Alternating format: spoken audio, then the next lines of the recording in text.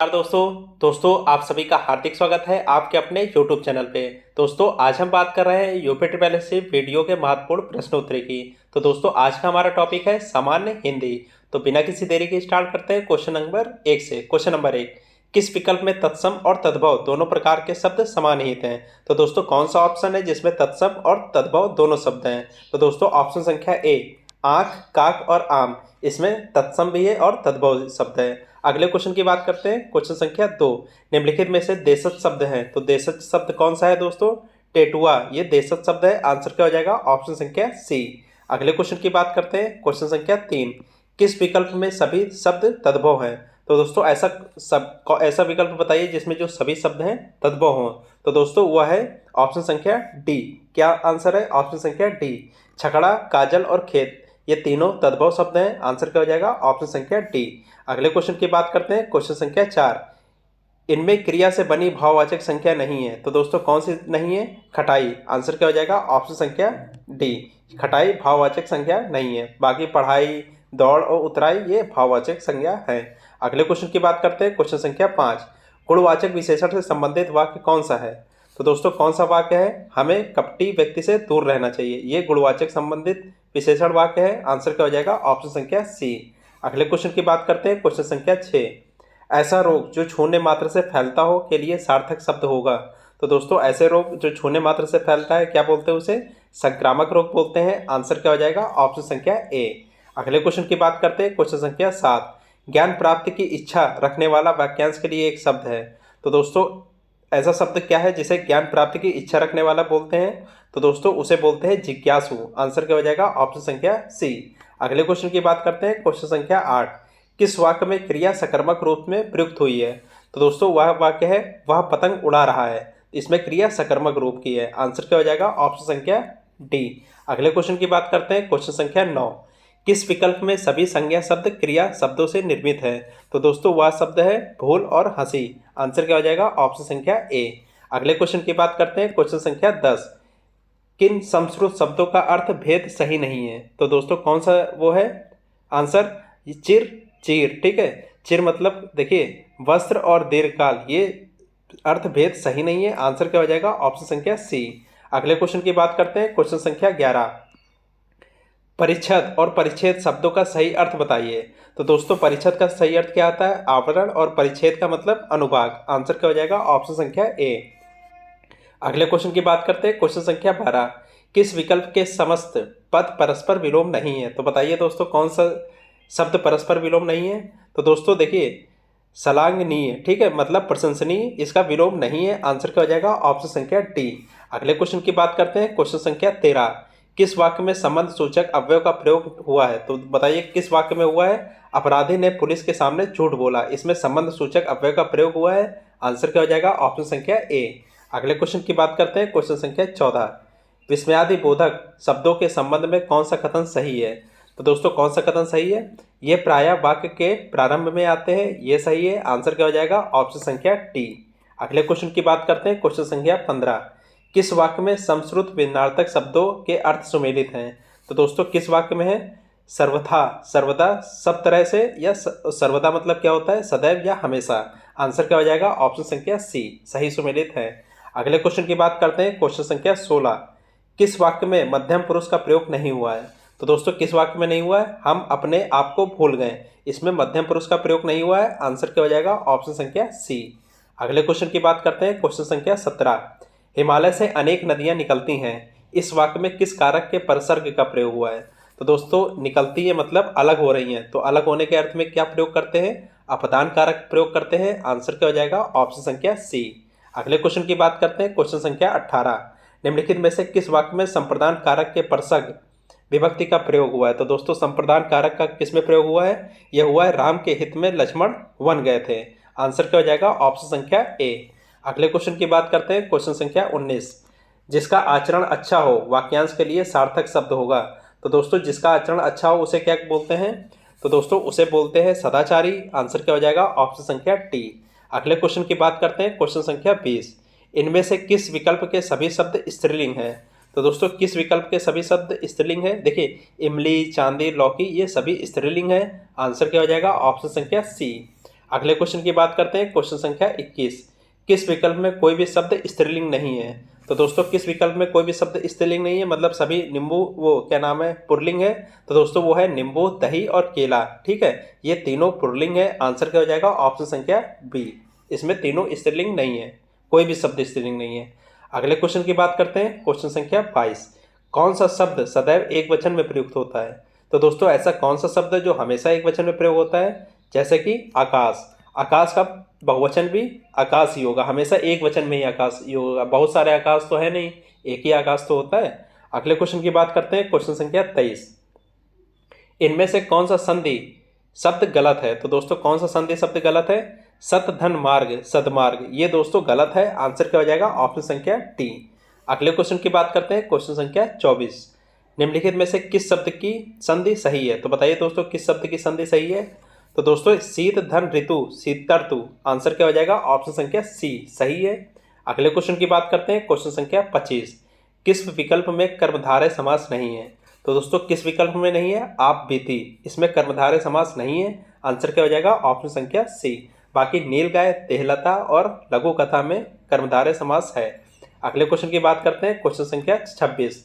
विधि की यही डैश है, जो जन्मा है उसकी मृत्यु अवश्य होगी, रिक्त स्थान की पूर्ति कीजिए। तो दोस्तों विधि की इच्छा, विधि की यही इच्छा है, ऐसा बोलते हैं ना हम लोग, या विधि की रीत ऐसी है? रीत तो है नहीं, विधि की इच्छा यही है। अगले क्वेश्चन की बात करते हैं, क्या आंसर हो जाएगा इसका? ऑप्शन संख्या ए। अगले क्वेश्चन की बात करते हैं, क्वेश्चन संख्या 27। 27 क्या कह रहा है दोस्तों? अथॉरिटी शब्द का सुसंगत परिभाषित शब्द नहीं है। तो दोस्तों कौन सा शब्द नहीं है? लेखनी अधिकार। आंसर क्या हो जाएगा? ऑप्शन संख्या सी। अगले क्वेश्चन की बात करते हैं, क्वेश्चन संख्या 28। किस विकल्प में सुसंगत परिभाषिक शब्द नहीं है? तो दोस्तों किस विकल्प में नहीं है? ट्रांसपोर्ट मतलब क्या होता है? आयात निर्यात। आंसर क्या हो जाएगा? ऑप्शन संख्या ए। अगले क्वेश्चन की बात करते हैं, क्वेश्चन संख्या 29। किस वाक्य में भाववाच्य नहीं है? तो भाववाच्य दोस्तों किस वाक्य में नहीं है? वह प्रतिदिन स्कूल नहीं जाती है, इसमें भाववाच्य नहीं है। आंसर क्या हो जाएगा? ऑप्शन संख्या बी। अगले क्वेश्चन की बात करते हैं, क्वेश्चन संख्या 31। किस मुहावरे का भावार्थ सही नहीं है? दोस्तों किस मुहावरे का भावार्थ सही नहीं है? घड़ों पानी पीना मतलब बहुत वर्षा होना, यह सही नहीं है। आंसर क्या हो जाएगा? ऑप्शन संख्या ए। अगले क्वेश्चन की बात करते हैं, क्वेश्चन संख्या 31। आग बबूला होना का भावार्थ है? तो दोस्तों आग बबूला होने का अर्थ क्या हो जाएगा? अत्यंत क्रोध करना। आंसर क्या हो जाएगा? ऑप्शन संख्या सी। अगले क्वेश्चन की बात करते हैं, क्वेश्चन संख्या 32। एक तो करेला दूजे नीम चढ़ा लोकोक्ति का उपयुक्त भावार्थ है।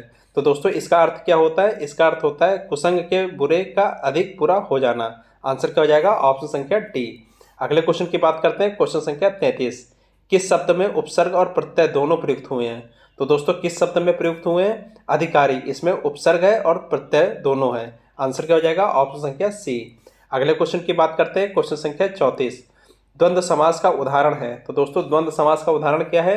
शीतोष्ण। आंसर क्या हो जाएगा? ऑप्शन संख्या बी। अगले क्वेश्चन की बात करते हैं, क्वेश्चन संख्या 35। निम्नलिखित में से समानार्थी शब्द कौन सा जोड़ा सही नहीं है? तो दोस्तों समानार्थी शब्द का कौन सा जोड़ा सही नहीं है? ऑप्शन संख्या ए, कमल बंधु, कमल अंबु, आप, ये समानार्थी शब्द का जोड़ा सही नहीं है। अगले क्वेश्चन की बात करते हैं, क्वेश्चन संख्या 36। महावीर प्रसाद द्विवेदी ने आदिकाल को क्या संज्ञा दी? तो दोस्तों महावीर प्रसाद द्विवेदी ने आदिकाल को बीज वपन काल कहा था। आंसर क्या हो जाएगा? ऑप्शन संख्या टी। अगले क्वेश्चन की बात करते हैं, क्वेश्चन संख्या 37। निम्नलिखित में से कौन रीतिकाल का कवि है? तो दोस्तों कौन रीतिकाल का कवि है? वृंद रीतकाल के कवि है। आंसर क्या हो जाएगा? ऑप्शन संख्या सी। अगले क्वेश्चन की बात करते हैं, क्वेश्चन संख्या 38। होली किस उपन्यास का पात्र है? तो दोस्तों होली किस उपन्यास का पात्र है? तो दोस्तों यह है गोदान का पात्र। आंसर क्या हो जाएगा? ऑप्शन संख्या टी। अगले क्वेश्चन की बात करते हैं, क्वेश्चन संख्या 39। जब कोई सरकारी पत्र, ज्ञापन या कार्यालय ज्ञापन एक साथ अनेक प्रेषितियों को भेजा जाए तो उसे क्या कहते हैं? तो दोस्तों उसे कहते हैं परिपत्र। आंसर क्या हो जाएगा? ऑप्शन संख्या ए। अगले क्वेश्चन की बात करते हैं, क्वेश्चन संख्या 40। निम्नलिखित में से कौन स्त्रीलिंग नहीं है? तो दोस्तों कौन स्त्रीलिंग नहीं है? पानी। पानी क्या होता है? हमेशा देखिए हम लोग बोलते नहीं पानी बह रहा है, तो पानी स्त्रीलिंग शब्द नहीं है, पानी पुल्लिंग शब्द है। आंसर क्या हो जाएगा? ऑप्शन संख्या ए। अगले क्वेश्चन की बात करते हैं, क्वेश्चन संख्या 41। निम्न में से कौन सा शब्द स्त्रीलिंग है? तो बताइए दोस्तों कौन सा शब्द स्त्रीलिंग है? अरहर, ये स्त्रीलिंग शब्द है। आंसर क्या हो जाएगा? ऑप्शन संख्या बी। अगले क्वेश्चन की बात करते हैं, क्वेश्चन संख्या 42 से 45 तक। देखिए दोस्तों ये हिंदी का गद्यांश दिया है, आप लोग इसको कम से कम 2 बार पढ़िए, उसके बाद आंसर दीजिए। चलिए 2 बार पढ़ते हैं। रूढ़ संज्ञा और कथा पूर्ण विशेषण देकर घटना या संवाद को पहले से तय कर देने वाली कहानियां ही पूरक वे तमाम रचनाओं की कहानियां कही जा सकती हैं, जिसे कविता कहकर हिंदी पाठ्य पुस्तकों में शामिल किया जाता है। हिंदी विषय के अंतर्गत पढ़ाई जाने वाली तथाकथित कविताएं पढ़कर बच्चे को दी गई पंक्तियां का लक्षार्थ पहचानना और लिखना होता है।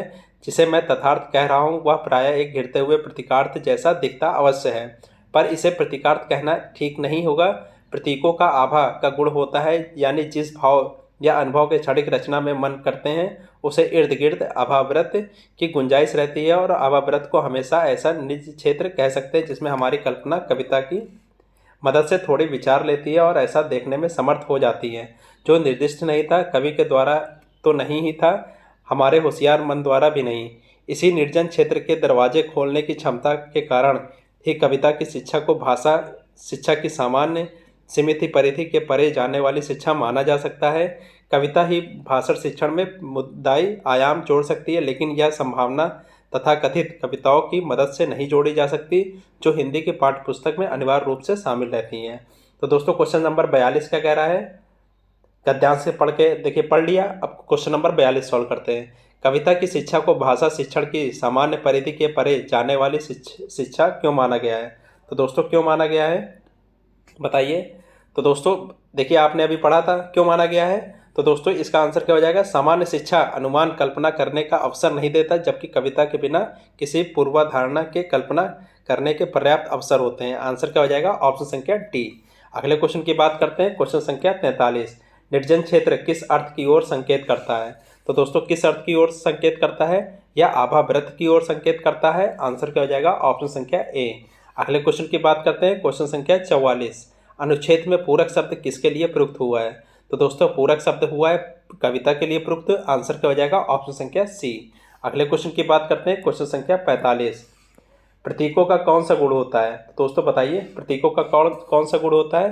तो दोस्तों प्रतीकों का गुण होता है आभा का। आंसर क्या हो जाएगा, ऑप्शन संख्या डी। अगले क्वेश्चन की बात करते हैं, क्वेश्चन संख्या 46। कौन सा वाक्य आसन्न भूतकाल में है?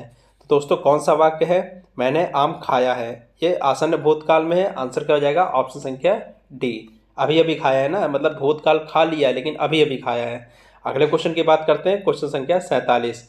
गौ का सामान्य बहुवचन दिए गए विकल्पों में से कौन सा है? तो दोस्तों कौन सा है, गौवें। आंसर क्या हो जाएगा, ऑप्शन संख्या डी। अगले क्वेश्चन की बात करते हैं, क्वेश्चन संख्या 48। हिंदी स्वरों का वर्गीकरण जब जीव के भाग के आधार पर किया जाता है तो निम्नलिखित में से कौन सा भेद इसके अंतर्गत नहीं आता है? तो दोस्तों कौन सा भेद अंतर्गत नहीं आता है, विवर्त स्वर। आंसर क्या हो जाएगा, ऑप्शन संख्या डी। अगले क्वेश्चन की बात करते हैं, क्वेश्चन संख्या 49। निम्नलिखित में से कौन सा वर्ण अघोष है? तो दोस्तों कौन सा वर्ण अघोष है? ऑप्शन संख्या ए का वर्ण अघोष है। अगले क्वेश्चन की बात करते हैं, क्वेश्चन संख्या 50। पति पत्नी के झगड़े का हेतु क्या हो सकता है, वाक्य का शुद्ध रूप लिखिए। तो दोस्तों हेतु क्या हो सकता है, पति पत्नी के झगड़े का कारण क्या हो सकता है। ठीक है, इसका अर्थ क्या हो सकता है, पति पत्नी के झगड़े का कारण क्या हो सकता है। आंसर क्या हो जाएगा, ऑप्शन संख्या सी। दोस्तों अगर आपने चैनल को सब्सक्राइब नहीं किया है तो चैनल को सब्सक्राइब कर लीजिए, लाइक कर दीजिए, कमेंट कर दीजिए।